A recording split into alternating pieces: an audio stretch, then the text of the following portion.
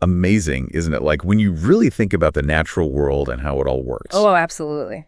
Like plants making their own food. Yeah. Photosynthesis. It's incredible. We're diving into that today, folks. Photosynthesis, the process that basically fuels life as we know it.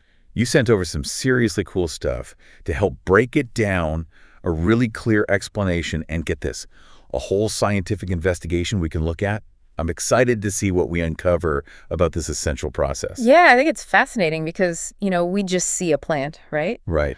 But inside, there's so much going on. Oh, yeah. And it's all this intricate chemistry. It's like taking something simple like light, water, and air and transforming them into, life. The building blocks, mainly glucose, which is a sugar. Okay, so back to basics for a sec. What is photosynthesis exactly? In simple terms, the material you sent explains it as the way plants make their carbohydrate food. Yeah. It's like they have this internal miniature chef that uses sunlight as its stove. That's a great way to think about it. And it's a simple recipe too, right? Sunlight, water from the ground, and that carbon dioxide we all hear about in the air. That's it. But it's more than just mixing them together. It's like a total energy shift. That radiant energy from the sun, it gets captured.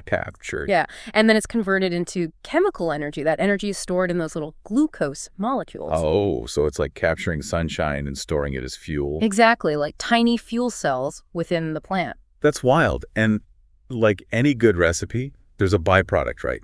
In this case, oxygen, the stuff we breathe. Precisely. It's this perfect cycle. Plants fuel themselves and in the process create the very air that keeps us going. It's kind of poetic.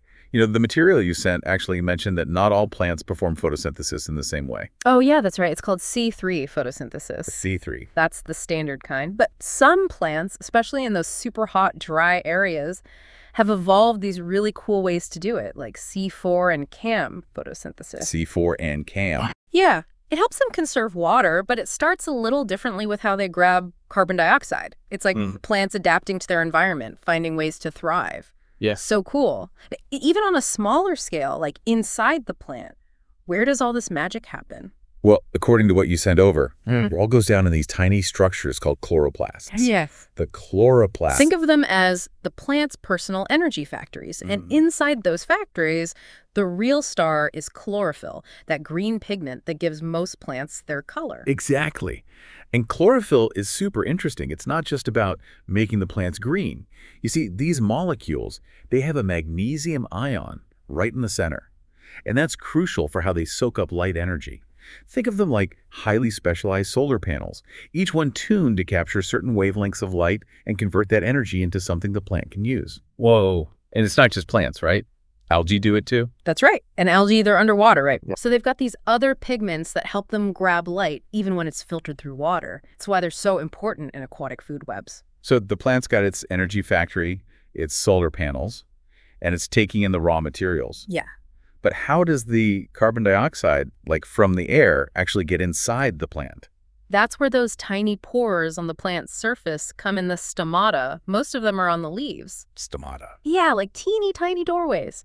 They let carbon dioxide diffuse in from the atmosphere, and guess what? They let the oxygen out, too. So they're kind of like breathing. Yeah, exactly. It's a constant exchange. The plant's always balancing what it needs with what's going on outside. That's so intricate. And all this carbon dioxide and water they take in, that's not just for food, is it? The material you shared mentioned that it's also crucial for growth. Absolutely. The glucose the plant makes, that's like its primary energy source and building block. It's like a multi-purpose ingredient. Yeah. It's used to create new cells and tissues. So as the plant does photosynthesis, it's literally growing taller, putting out more leaves, spreading its roots, all thanks to that simple process. Incredible. But what happens to all the glucose it makes? It can't just keep producing it forever, right? Right, that's where starch comes in. It's like glucose's storage form. Starch. Yeah, and what's cool about it is that it doesn't dissolve in water. Why is that important? Well, imagine if all that energy was stored in a form that could easily wash away or move around too much. Starch, it's like a stable energy reserve. The plant packs it away and then breaks it back down into glucose when it needs a boost, like when there's not enough sunlight or when it's growing really fast or even to survive the winter. Like a little energy bank. Exactly. Smart. Speaking of sunlight, The material you shared really hammered home how important it is to this whole process. Without sunlight, chlorophyll can't do its job of converting carbon dioxide and water into glucose. It's like trying to power a solar panel in the dark, right? Exactly. The sunlight provides that initial energy for chlorophyll to do those complex chemical reactions. It's a catalyst. It takes those lower energy molecules and helps them transform into energy-rich glucose. That captured light energy is locked away within those glucose molecules, like we said before. With those tiny fuel cells. And just to be clear, that oxygen that's released, that's not just a waste product. No, not at all. It's essential for us, for animals, for most life on Earth. It powers our energy production through cellular respiration. One organism's byproduct is another one's necessity. It's really beautiful when you think about it. Totally. And from what I've read, the presence of starch in a leaf, that's like direct proof that photosynthesis has been going on. It's the evidence of this invisible process. That's right. And that brings us to that cool investigation you sent. It's all about testing for starch, which is something you can actually do yourself. Have you ever done anything like that? I can't say I have, but the material laid out the steps super clearly. It's a hands-on way to see the results of photosynthesis, like in action, by testing a fresh green leaf. That's awesome. And it emphasizes safety right off the bat. Ethanol, which is used in the experiment, it's flammable. You've got to handle it carefully and have adult supervision if you're a younger scientist trying this out. Right. Safety first, always. It's so important. So what kind of equipment do we need and what do we actually do? Well, you'll need a beaker, some water, something to heat the water with, obviously the fresh leaf, a test tube, ethanol, which is the alcohol, a petri dish to hold the leaf, an iodine solution, which is what we're going to use to actually detect the starch. Cool. So what's the first step? First, you boil the leaf in water for like 30 seconds. What's the reason behind that initial boiling? What's actually happening to the leaf? So boiling the leaf does two things. First, it kills the plant cells. So all those metabolic processes going on, photosynthesis included, they stop. Second, it starts breaking down those cell membranes and the waxy cuticle on the leaf's surface. That helps other chemicals get in later on. You'll probably notice the leaf getting softer, and the color might fade a bit as some pigments start to leak out into the water. Okay, makes sense. Step 2 is a bit more involved. You take the leaf and put it in a test tube, cover it with ethanol, and then put that test tube into the beaker of hot water. So you're heating it indirectly in a water bath to boil the alcohol and remove the green color. Why use alcohol and why heat it this way? Well, ethanol is really good at dissolving chlorophyll, that green pigment. The goal is to get all the chlorophyll out of the leaf. I see. And the reason for the indirect heating is safety. Ethanol is super flammable, remember? Heating it directly over a flame would be risky. You'll see the ethanol turn green as it dissolves the chlorophyll, and the leaf will get paler, almost white or yellowish. So after that, you quickly dip the decolorized leaf back into boiling water for a few seconds. Why do that?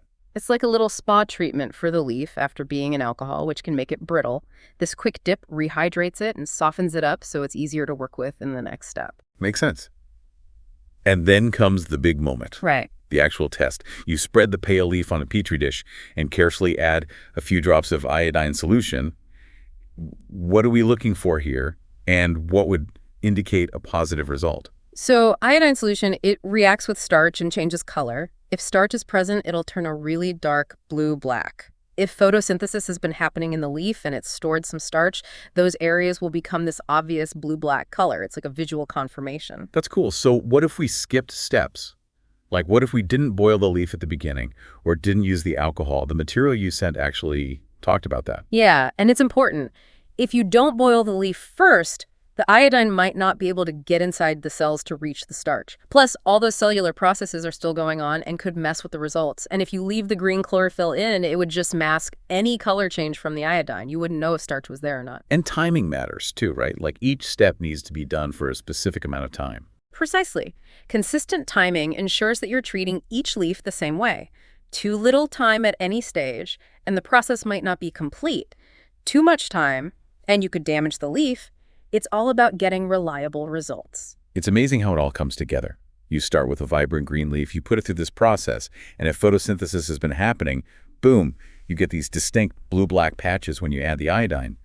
That's proof. It's a visual link between the invisible process and its tangible product. It's a great way to demystify something so essential to life. It's mind-blowing to think that this seemingly simple experiment actually reveals a process that's happening constantly all around us, from tiny phytoplankton in the ocean to huge redwood trees.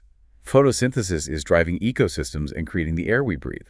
It's incredible. Absolutely. And what's even more fascinating is that there's so much variation within this process. The way that plants have evolved to capture light energy and convert it into fuel in all these different environments, it's just remarkable. It really highlights the power of natural selection.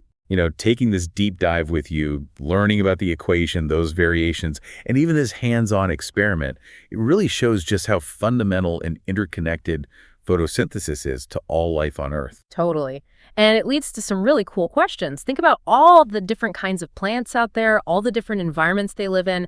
How might photosynthesis be tweaked or adjusted in each case? How efficient is it? What are the subtle differences in the way it works? It makes you wonder what other incredible processes are going on around us that we don't even realize. That's a great question for our listeners to ponder.